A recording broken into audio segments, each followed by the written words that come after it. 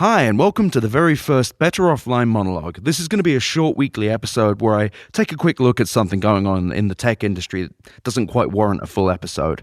One might say they're like quick bites of content, quibbies if you will, and this is a business model that's proven successful time and time again. This week, I'm going to give you a distilled rundown of a recent situation that rocked both the economy and the AI world, for those of you that either need a refresher or rejected the notion of a two-part podcast. Better Offline. At the end of January, something happened that radically overturned not just the AI industry's status quo, but also called into question the dominance of the American tech industry.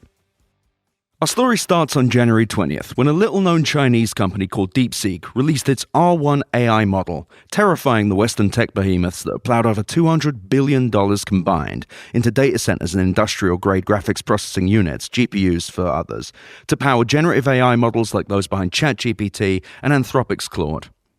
Like OpenAI's O1 model, DeepSeek's R1 model is a reasoning model, which is a way to say that it works through problems step by step, showing the users the steps it took to reach its conclusion. Generally, when you make a request of a generative model, it generates an answer probabilistically, meaning it's guessing at each next bit, based on the request you've made. In the case of OpenAI's O1 model, and indeed DeepSeek's R1 model, the model thinks, and I use that term loosely. These models do not know anything, they're not thinking, they have no consciousness. But they think through each step by generating it piece by piece and reviewing it piece by piece with separate parts of the model. In theory, this ability to reason means it's well suited for tasks where there's a definitive right and wrong answer, like logic and maths.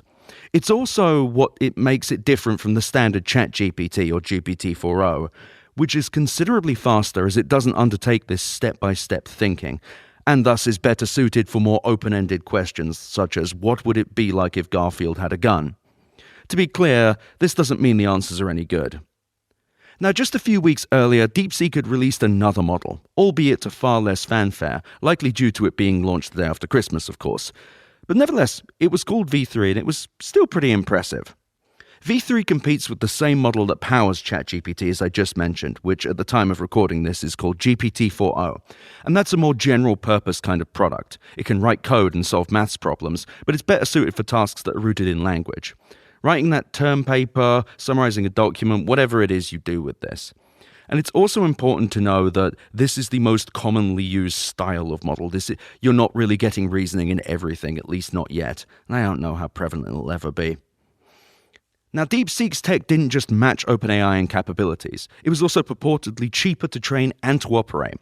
Whereas OpenAI's GPT-4 model reportedly cost $100 million to train, some experts estimate that DeepSeek's reasoning model, called R1, cost a lot less than that, and their V3 model actually cost less than $6 million to train.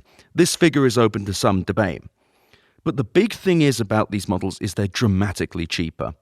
They can be run on your computer, though much slower, or they can be run in other cloud infrastructure. And in the case of the V3 model, the one that competes with ChatGPT, it was actually about 50 times cheaper, and the reasoning model R1, about 30. Which is crazy. Now, these are the prices that are run on the servers where DeepSeek runs, but we're very quickly going to see, as other people host them, exactly how much cheaper they are. And they're more efficient too, which is crazy. They're so much more efficient.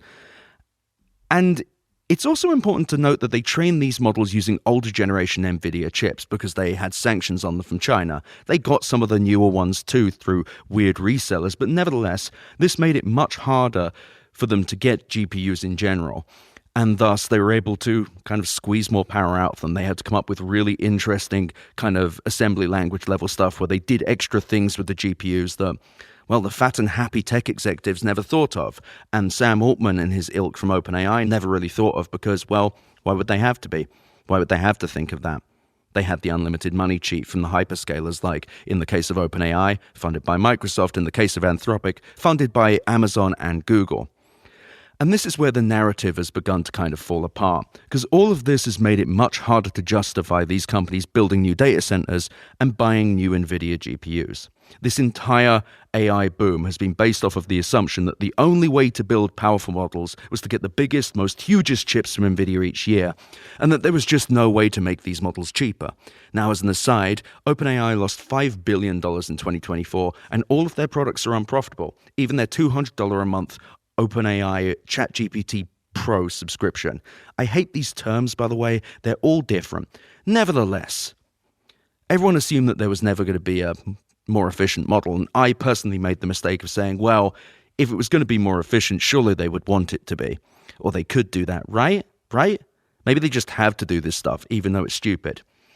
That was never the case, and DeepSeek proved it. Crucially, DeepSeek released its models under an open source license, meaning any company can reuse and repurpose its tech without having to pay anyone anything, any license fees or anything, or ask anyone for permission. OpenAI, by contrast, keeps its technology under lock and key. Despite their name, OpenAI is a deeply secretive organization, open in name only. In summary, DeepSeek has created a viable alternative to OpenAI's tech and indeed Anthropic's that's equally capable, vastly cheaper, and open source, and proven that you don't need the most expensive and powerful chips to do so. And they kind of came out of nowhere. Well, DeepSeek isn't exactly a tiny little startup. They're also not a Silicon Valley giant with billions of dollars of venture capital, or someone who's backed by one of the many different companies with a $3 trillion market cap. They started off as a side project from a Chinese hedge fund. No, I'm not kidding. Now, still an $8 billion under management hedge fund. They're not small at all. It's so strange. It's a kind of cynical version of David versus Goliath, where David is a hedge fund baby and Goliath is several different hyperscalers taped together with a bad idea. But anyway, put yourself in the shoes of OpenAI's CEO and co-founder Sam Altman. You've crafted this public perception of yourself as a visionary that isn't just bringing generative AI to the masses, but you're on the path that will bring about artificial general intelligence, which is to say, an AI that's as capable as a human being.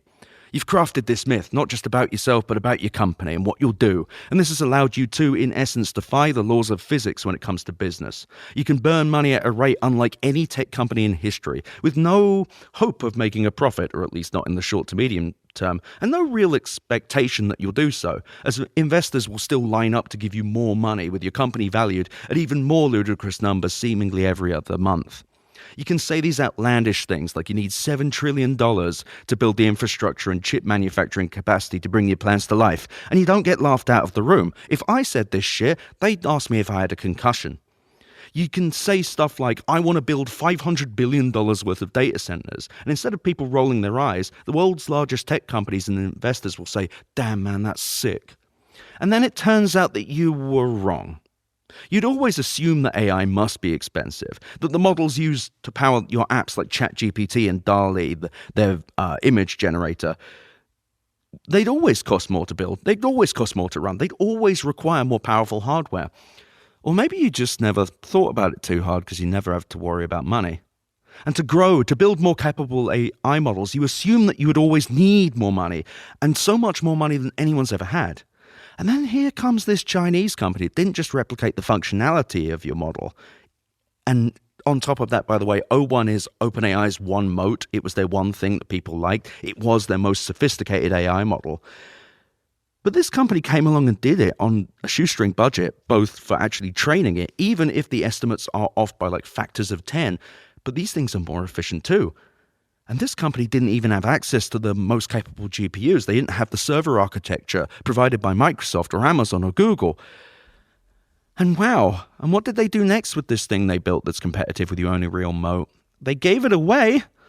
Oh, goodness me, Sammy, things aren't looking good at all.